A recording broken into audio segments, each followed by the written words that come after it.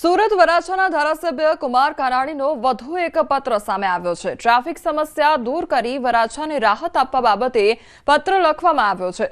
પત્રમાં તેમણે પાલિકા અને પોલીસની કામગીરીને વધાવી છે। તો વધુમાં પોલીસ અને પાલિકાની કામગીરી સમયે કેટલાક લોકો હેરાન પરેશાન થતા હોવાનું જણાવ્યું છે। અમુક જગ્યાએ જ્યાં જરૂરી ન હોય અને પોતાની જગ્યા ઓટલા પર બેસી ધંધો કરતા હોય તેવા લોકો પણ ભોગ બનતા હોવાનો ઉલ્લેખ કરવામાં આવ્યો છે। મને જે ફરિયાદ આવી છે, મારી પાસે જે વાત આવી છે કે અમુક જગ્યાએ અમુક લોકોને એવી ફરિયાદ આવી છે કે પોતાની જગ્યામાં બેઠા હોય, પોતાને વેપાર ધંધો કરતા હોય પણ જગ્યા પોતાની હોય, તો એવી જગ્યા ઉપરથી પણ માલ સામાન લઈ લેવામાં આવે છે, એને બંધ કરાવવામાં આવ્યો છે।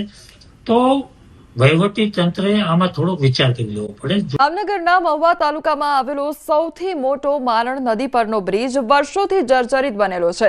નબળા સ્ટ્રક્ચરના કારણે આ પુલ પર વર્ષ 2015 થી ભારે વાહનોની અવરજવર પર રોક લગાવી દેવામાં આવી છે।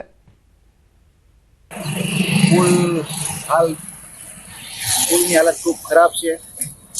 પુલ તૂટી ગયો છે। રાતના કોઈ વાહન નીકળતું હોય તો પુલથી નદીમાં ક્યારે વયું જાય કઈ ખબર નથી પડતી। આડી દિવાલ નથી, કોઈ સુરક્ષા નથી, એટલે તાત્કાલિક આ પુલનું કામ શરૂ થાય। આ પુલ છે 100 ગામોને જોડતો પુલ છે અને આ પુલની બંને સાઈડો ખુલ્લી છે કે જે મોટી માનહાનિ જાનહાનિ પણ થઈ શકે તેમ છે। બ્રિજના ઓવરટોપિંગ થાય છે, એના કારણે અત્યારે એક વસ્તુ કટઆઉટ થાય છે, વાહનોનો કટઆઉટ થાય છે, થોડો ટાઈમ રસ્તો બંધ રહે છે, પણ ટોટલી મહુવામાં જવાનો પ્રશ્ન ઉપસ્થિત નથી થતો। બીજી જગ્યાએથી મહુવામાં એન્ટર થઈ શકાય છે। ત્રીજા નંબરમાં જે વસ્તુ છે એ બ્રિજ અત્યારે સબમર્સિબલ હોવાના કારણે એના નવા બ્રિજની અત્યારે સર્વેની કામગીરી। ગુજરાતના મેમનગરમાં આવેલી HBK કાપડિયા હાઈસ્કૂલમાં કારકિર્દી મેળાનું આયોજન કરવામાં આવ્યું હતું, જેમાં લગભગ ટોચની 65 આંતરરાષ્ટ્રીય, રાષ્ટ્રીય અને રાજ્યની યુનિવર્સિટીઓએ ભાગ લીધો હતો। તો આ કારકિર્દી મેળાની 6000 થી વધુ વિદ્યાર્થીઓએ મુલાકાત લીધી હતી। વિદ્યાર્થીઓને વર્તમાન શૈક્ષણિક પ્રવાહો સાથે સંપર્કમાં આવવાની એક સુવર્ણ તક મળી હતી। સ્કૂલનું આ આયોજન યોગ્ય કારકિર્દીની પસંદગી કરવામાં મદદરૂપ બન્યો હતો। તો 10મા અને 12મા ધોરણ બાદ વિદ્યાર્થીઓએ શું કરવું જોઈએ, વિદેશ અભ્યાસ માટે કેટલા ગુણાંક હોવા જોઈએ, તો 10મા ધોરણ બાદ કયું શૈક્ષણિક પ્રવાહ યોગ્ય રહેશે, આ તમામ બાબતોનું વિદ્યાર્થીઓએ માર્ગદર્શન મેળવ્યું હતું। HBK કાપડિયામાં ઘણી બધી યુનિવર્સિટીઝ આવી છે, સ્ટેટ્સ યુનિવર્સિટીઝ છે, નેશનલ છે, ઇન્ટરનેશનલ છે, એટલે HBK કાપડિયા અમને ઘણો મોટો પ્લેટફોર્મ દઈ રહી છે અને એમાં ઘણા બધા નવા કોર્સીસ છે જે અમે આજ સુધી સાંભળ્યા બી નથી।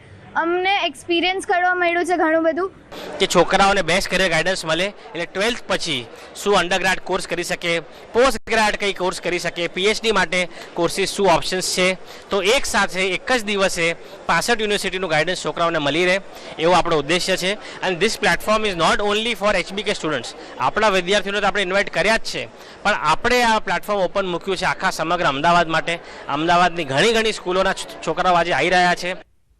हमारे बच्चों को सबका जानकारी होना is very important to make the right career choice.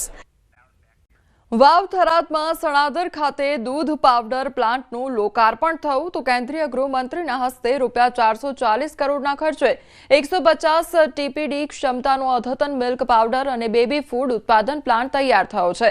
આ પ્લાન્ટ દ્વારા વધારાના દૂધનું યોગ્ય સંચાલન કરીને ડેરી વ્હાઇટનર, SMP, WMP તેમજ બેબી ફૂડ જેવા ઉચ્ચ મૂલ્યવાળા ઉત્પાદનો મળી રહેશે। તો કેન્દ્રીય ગૃહ અને સહકાર મંત્રી અમિત શાહે સણાદર ડેરી ખાતે Banas radio station, potato plant તથા આઈસ્ક્રીમ પ્લાન્ટની પણ મુલાકાત લીધી હતી। તો અમિત શાહ દ્વારા જે પ્લાન્ટ છે તેનું લોકાર્પણ કરવામાં આવ્યું। ઓટોમેટિક પનીરનું જે પ્લાન્ટ છે તેનું લોકાર્પણ તેમના હસ્તે હાથ ધરવામાં આવ્યું હતું। આ સિવાય તમામ બાબતોનું નિરીક્ષણ પણ કરવામાં આવ્યું હતું। શામળાજીની અણસોલ ચેકપોસ્ટ પર કારમાંથી 1.5 કરોડની બેનામી રોકડ રકમ ઝડપાઈ। તો ચેકપોસ્ટ પર વાહન ચેકિંગ દરમિયાન ગુજરાતમાં પ્રવેશી રહેલી કારમાંથી 1.5 કરોડ રૂપિયાની બિનહિસાબી રોકડ રકમ પોલીસે ઝડપી પાડી છે. ચેકપોસ્ટ પર પોલીસે કારની તપાસ કરતા તેના આગળના બોનેટમાં કપડાની થેલીમાં છુપાવેલી 500ના દરની કુલ 21,000 નોટો મળી આવી હતી. કાર ચાલકને રોકડ રકમ અંગે પૂછપરછ કરતા રોકડ રકમ અંગે કોઈ સંતોષકારક જવાબ કે આધાર પુરાવા રજૂ કર્યા ન હતા, જેને લઈ શામળાજી પોલીસે તેની અટકાયત કરીને ગુનો નોંધ્યો છે અને વધુ તપાસ માટે સમગ્ર મામલો ઇન્કમટેક્સ વિભાગને સોંપવામાં આવ્યો છે. તો કાર ચાલક રાજસ્થાનથી હિંમતનગર જઈ રહ્યો હતો તે દરમિયાન આ ઘટના સર્જાઈ હતી. ગાડીનું ચેકિંગ કરતા ગાડીના આગળના બોનેટના ભાગેથી 2 કાપડની થેલીઓ અલગ અલગ થેલીઓમાં 500ના દરના કુલ 42 બંડલ, એ જે એક બંડલમાં 500ના દરના 5 બંડલો હતા તે નાણાં મળી આવેલા હતા, જે બાબતે તેની પાસે આધાર પુરાવા માગતા તે કોઈ ચોક્કસ જવાબ આપેલ નહીં અને એની વર્તણૂક શંકાસ્પદ જણાતા આ પૈસા અંગે આધાર પુરાવા ના મળતા કુલ રૂપિયા 1,05,00,000નો મુદ્દામાલ. કોર્પોરેશનમાં ક્લાસ 1 અધિકારીઓની હડતાળ સમેટાઈ છે. તો ક્લાસ 1 અધિકારીઓ 2 દિવસ પર માસ CL પર ઉતર્યા હતા.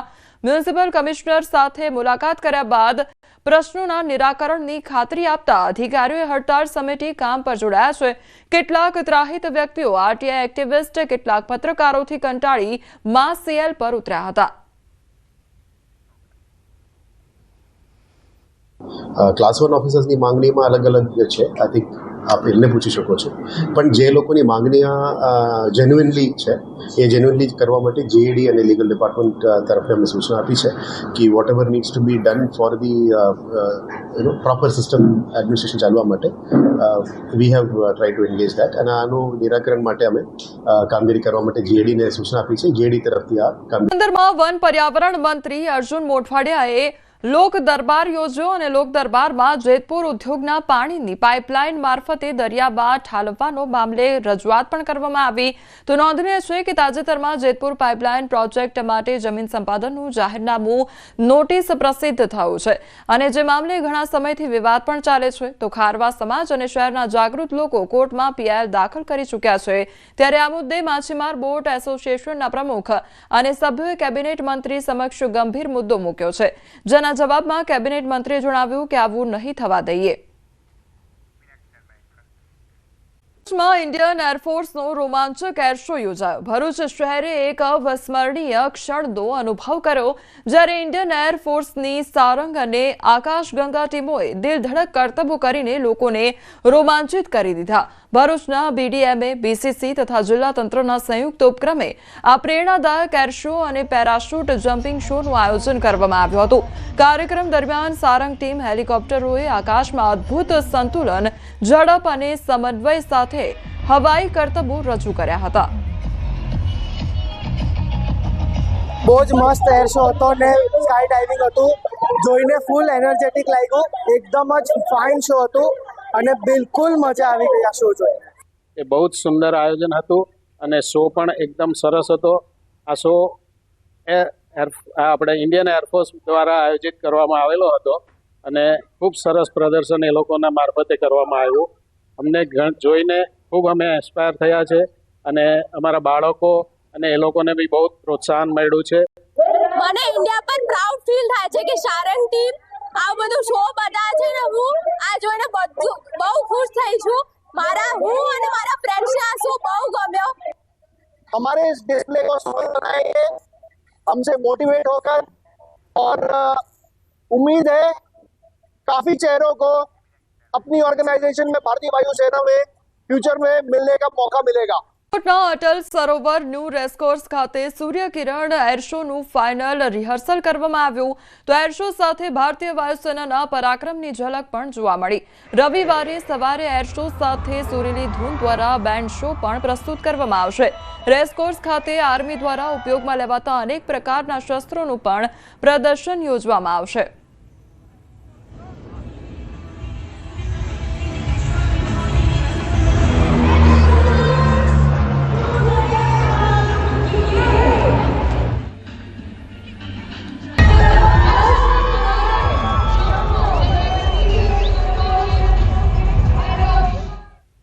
આજે ભારતીય વાયુસેનાએ 4 મેજર જે ડિસ્પ્લે ને એ બધું વ્યવસ્થા કરી છે રાજકોટ માટે. અહીંયા સૂર્યકિરણના જેટ ફ્લાય કરશે, સાથે હેલિકોપ્ટર્સ આકાશગંગા શો આપશે. એની સિવાય સ્ટેટિક ડિસ્પ્લે ઓફ વેપન્સ થઈ રહ્યો છે, જેમાં ભારતીય વાયુસેનાના જે વેપન્સ છે એનો પણ 2 દિવસ માટે ડિસ્પ્લે થશે. અને આપ જુઓ છો એમ બેન્ડ પરફોર્મ કરી રહી છે. આ સિવાય વિદ્યાર્થીઓ માટે પણ કરિયર ગાઈડન્સ સેમિનાર આજે થવાનો છે. બહુ સરસ હતું સૂર્યકિરણ ટીમનો એર શો, જોવાની મજા આવી, આનંદ થયો બહુ. સેનાના બધે જે હતા જવાન બધે સારો હતો, જોવાની મજા આવી. બહુ ખુશીની વાત છે કે આપણે આ શો અહીંયા થયો છે, રાજકોટમાં પહેલી વાર થયો છે. અને smart city as a smart city બહુ સરસ એક્સપિરિયન્સ રહ્યો.